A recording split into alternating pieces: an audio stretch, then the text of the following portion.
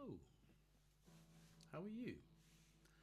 Thanks for joining me for another one. Here we are. So Sunday afternoon, we're going to put your fingers through their paces and we're going to tackle our first ever bar chords.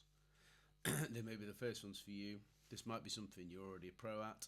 That's fine. My mission here is that when I'm tackling just one thing at once, by and large, I want to make sure that I don't gloss over and mention things that I haven't referred to before and explained. So it's really important to me that I kind of pick apart all these small kind of corners of the world of playing guitar.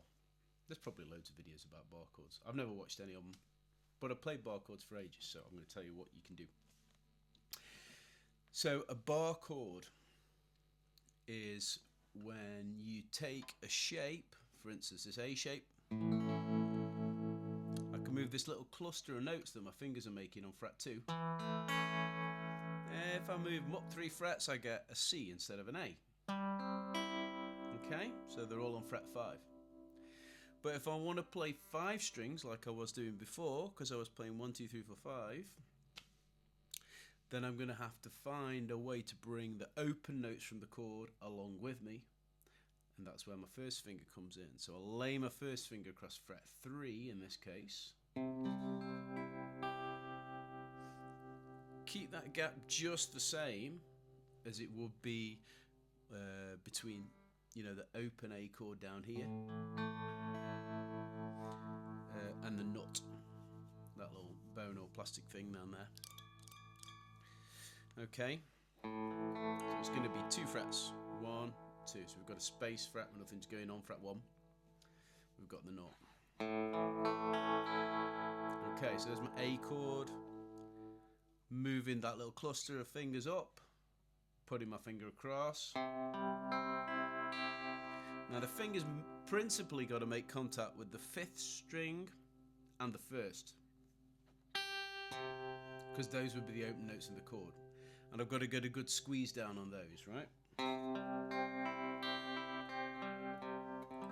you can practice moving this around. You don't have to know the names of all the chords you're playing. So if I move it up 2 more, like that, extra 1, I can keep sliding it around the neck. It can go anywhere. I've just got to remember to keep the spaces the same. First finger to the cluster of 3 notes, right? The fretted notes from my open A chord. Cool. So we've got a very simple piece of music, kind of like a backing thing in mind here. It's just a 2 chord little jam like we've done before. This one's going to go from an E minor to an A minor. The reason I'm keeping it super simple is we're going to try and play another little solo with our pentatonic scale over it, maybe in the next video. That would be nice. So I'm going to start off from an E minor right now, right?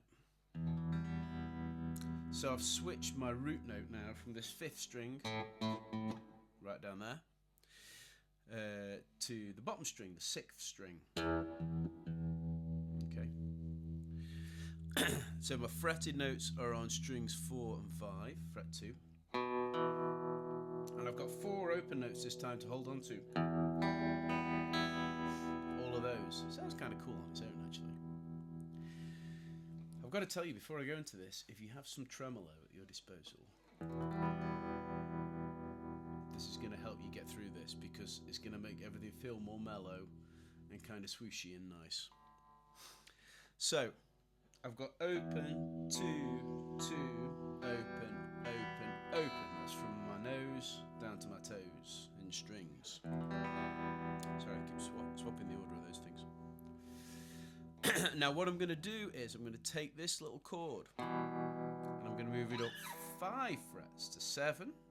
Fret 7 right there. It's got a dot on it. So my first finger's got to be 2 frets below, because that's the same relationship as the fretted notes to the unfretted notes down there. My first finger's got to go right across like that. Now I'm going to take the approach that I get these 2 fingers in place and then I add the bar, the first finger. Okay? because that just suits my purpose for this one. It doesn't have to be done that way. Some people kind of banging the bar down, popping the fingers down. Sometimes I might do that too, and that's fine. But just for this one, it's going to work to slide the fingered, fretted notes from the chord up and then add in the first finger. So my chord progression is going to go E minor to A minor. This particular sort of set of bar chords has its root note on this string, the 6th string. So whatever note my first fingertip is on is going to tell you what the chord is. And it's always going to be minor because I'm just playing a minor shape, right? I haven't got that extra finger on that makes a major shape. I think we talked about that in the single digits of these videos way back in the dark days of January. Okay, cool. E minor, got it? Let's do 2 bars. Sliding up to fret 7. Okay, landing on 7, put my first finger down on 5. Sliding back again. Now I can play this with just open chords. This is just giving me more flexibility. It's giving me a different tone from those lower strings. It's helping me really understand the neck a little bit better because I'm thinking about, you know, what the notes are on that bottom string. And it's also relating it to the chords and scales we play because I'm going to be moving around to places I might use when I'm playing a solo or a lead or a melody or something like that. Okay, so that's our little pattern. It goes E minor, E minor, A minor, A minor. And you could play it just strumming 4 to the bar.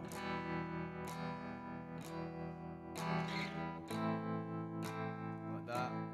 And doing 2 bars on each. Or if you want to, you could play it 1, 2, 3, 4. 1, 2, 3, 4. Just playing on the 1 beat. I think I'm going to go with that. 3. So here we go. No talking now. E minor. 2, 3, 4. 1, 2, 3, 4. 1, 2, 3, 4. 1, 2, 3, 4. 1, 2, 3, 4. I think we got it. Cool. So it's important to press enough. It's important not to press too much because your fingers are just going to give up hope and they're going to just hurt, especially if you're new to it. I think that's a really important part of it. It's also important to have, again, this is, like I said, this is kind of like a different option, right? So I can play A minor there. I've got the exact same notes, except for 1 extra on the top when I'm in this position. But it's important to have that flexibility because I can play, if my hand gets tired, I can switch to that A minor for a bit. And I can just play around with it. But for now, I'm just enjoying that. Make some music out of that. You know, there's a lot in it. It doesn't have to be anything crazy. 2, 3, keep your counting nice and steady. Use a metronome if you want to. So I think I'm going to create a little backing track for this and then we will come back and practice with it and do some lead stuff next time. Thank you for your time. Take care of yourselves, guys. See you soon.